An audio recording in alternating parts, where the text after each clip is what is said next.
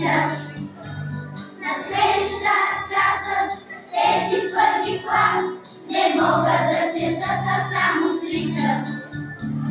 За нас ще бъде нов за кратък срок и ние ще пораснем, а тогава възможно е големите урок, по-четене от нас да получават. Казваме с пълен глас, хубаво е първи клас. Всяко нещо най-прекрасно се нарича първокласно. Големите шегуват се с нас и често първолаци ни наричат.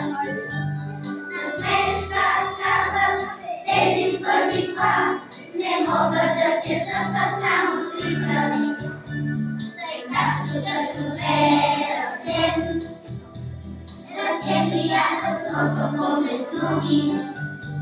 Щом заедно се учим всеки ден, от буквите да правим думи.